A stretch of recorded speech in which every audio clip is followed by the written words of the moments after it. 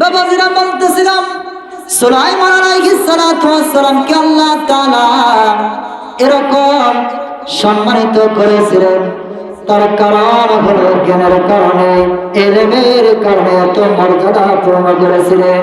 সুলাইমান পয়গম্বরকে আল্লাহ তাআলা এই দুনিয়ার বাদশা বানাইছে, আবার আখিরাতের বাদশা।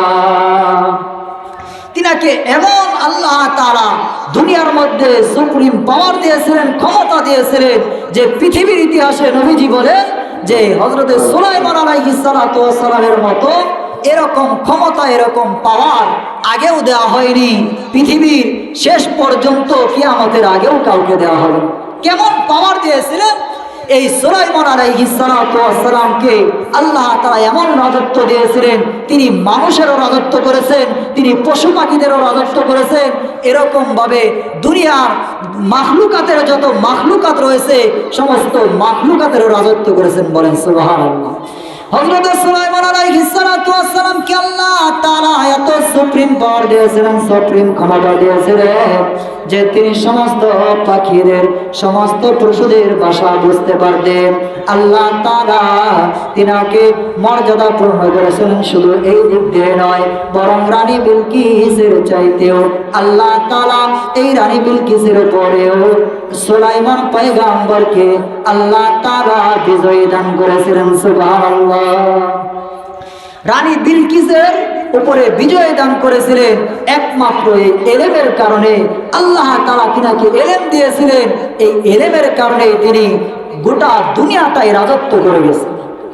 এরকম একজন পয়গম্বর আল্লাহ তাআলা আরেকজন পয়গম্বর দুনিয়ার মধ্যে পাঠাইছিলেন। আমাদের নবীর আগে আমাদের পয়গম্বর মুহাম্মদুর রাসূলুল্লাহ সাল্লাল্লাহু আলাইহি ওয়াসাল্লামের আগে একজন পয়গম্বর ছিলেন হযরত ঈসা আলাইহিস সালাতু ওয়াস সালাম।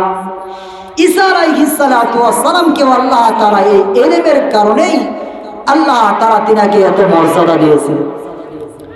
তো ঈসা আলাইহিস সালাতু ওয়াস সালাম তিনি এরকম ভাবে আল্লাহ তাআলার হুকুমে মাটির পুতুল বানায়া, মাটির পাখি বানায়া যখন তিনি ছেড়ে দিতেন সেটা জিন্দা হয়ে যেত। হযরত ঈসা আলাইহিস সালাতু ওয়াস সালাম ঈসা আলাইহিস সালাতু ওয়াস সালামকে আল্লাহ তাআলা এরকম পাওয়ার দিয়েছিলেন যে তিনি এরকম ভাবে যখন কোন মৃত ব্যক্তির কাছে যাইয়া আল্লাহ তাআলার নাম করে বলতো, তখন এই মৃত ব্যক্তি জীবিত হয়ে যাইত। সুবহানাল্লাহ। তো ঈসা আলাইহিস সালাতু ওয়াস সালামের লম্বা একটা ইতিহাস রয়েছে তিনার জন্ম সংক্রান্ত।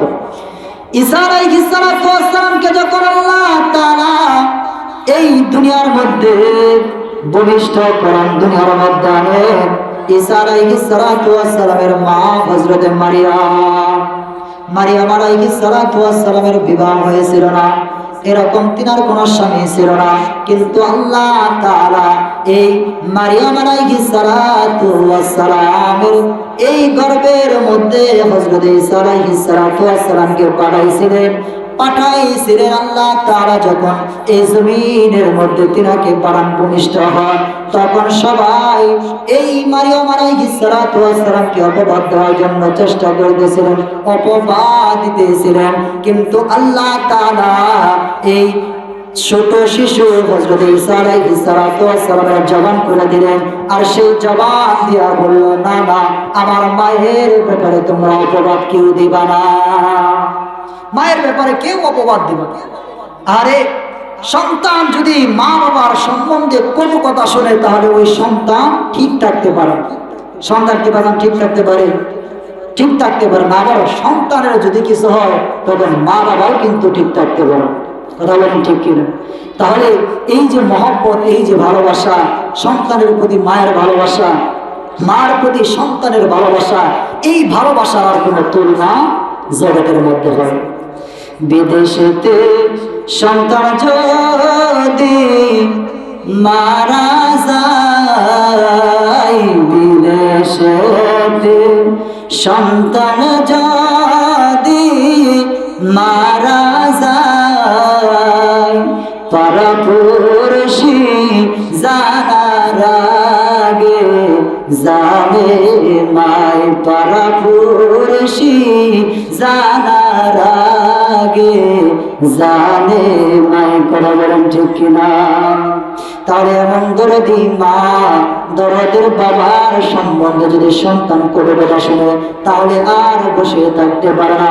হযরত ঈসা আলাইহিস সালাতু ওয়াস সালাম যখন দেখলো মায়ের ব্যাপারে কত কথা বলতেছে, মানুষ অপবাদ দিতেছে, তখন আল্লাহ তাআলা ঈসা পয়গম্বর আলাইহিস সালাতু ওয়াস সালাম শিশু অবস্থায় দুধের শিশুর জবানকে আল্লাহ খুলে দিলেন। ঈসা তুমি তোমার জবান দ্বারা সাক্ষ্য দাও তোমার মা, তোমার গর্ভধারিণী মা কোনো অবৈধ কাজ করে নাই, তোমার গর্ভধারিণী মা কোনো এরকম অপরাধ করে নাই। চিল্লায়া বলেন না সুবহানাল্লাহ। আরেকজন পয়গম্বরের দৃষ্টান্ত হযরত খিজির আলাইহিস সালাতু ওয়াস সালাম। আল্লাহ তাআলা তিনাকে ইলম দিয়েছিলেন, এই ইলমের কারণে আল্লাহ তাআলার একজন পয়গম্বরের উস্তাদ বানায়া দিয়েছিলেন। সুবহানাল্লাহ। একজন নবীর উস্তাদ হলো একজন ওলি। নবীর উস্তাদ কে? ওলি। নবী হযরত মুসা আলাইহিস সালাতু ওয়াস সালাম তিনি একটা সমাবেশে ভাষণ দিতেছেন। তো ভাষণ দেওয়ার এক পর্যায়ে একজন ব্যক্তি দাঁড়ায়া জিজ্ঞাসা করে, এ মুসা পয়গম্বর, তোমার কাছে জানবার চাই এই পৃথিবীর মধ্যে বর্তমান সময়ে সবচাইতে জ্ঞানী কোন ব্যক্তি? এই পৃথিবীর মধ্যে জ্ঞানী কোন ব্যক্তি? তো মুসা আলাইহিস সালাতু ওয়াস সালাম কালিমুল্লাহ ছিলেন, আল্লাহ তাআলার সাথে কথা বলতেন, কথোপকথন করতেন, তুর পাহাড়ে প্রেমের আলাপ করতেন। তো মুসা আলাইহিস সালাতু ওয়াস সালাম তিনি ভাবলেন যে আমি পয়গম্বর, আমি নবী, আমি আল্লাহ তাআলার সাথে কথোপকথন করি, তাহলে তো বোঝা যায় যে দুনিয়ার মধ্যে আমি মনে হয় সবচাইতে জ্ঞানী। তো মুসা আলাইহিস সালাতু ওয়াস সালাম তিনি বললেন, এই পৃথিবীর মধ্যে আমি সবচাইতে জ্ঞানী, আমার চাইতে আর জ্ঞানী নাই। আল্লাহ তাআলা মুসা আলাইহিস সালাতু ওয়াস সালামের এই কথাটাকে পছন্দ করলেন না। লম্বা চড়া ইতিহাস, বিশাল লম্বা তাফসীরের মধ্যে আছে। আল্লাহ তাআলা শেষ পর্যন্ত মুসা আলাইহিস সালাতু ওয়াস সালামকে জানাইলেন, এ মুসা পয়গম্বর, তুমি তোমারে সবচাইতে বড় জ্ঞানী মনে করো, ইলম ওয়ালা মনে করো, আসলে তুমি বড় ইলম ওয়ালা নয়, বড় জ্ঞানী নয়। মুসা আলাইহিস সালাতু ওয়াস সালাম বলেন, তাহলে আল্লাহ কে এই দুনিয়ার মধ্যে জ্ঞানী? বলে যে সমুদ্রের অথল ঢের মাঝে, সমুদ্রের গভীর উত্তর দেশে একজন আমার বন্ধু আছে, আমার ওলি আছে, হযরত খিজির আলাইহিস সালাতু ওয়াস সালাম, তিনি তোমার চাইতেও বড় জ্ঞানী। বলেন সুবহানাল্লাহ। তো আমার কথা বলার উদ্দেশ্য হলো, আমি সেই শুরু থেকে আপনাদেরকে বলি যে আমি বলেছিলাম যে পৃথিবীর মধ্যে দুইটা জিনিসের মাধ্যমে সম্মান ইজ্জত অর্জন করা যায়।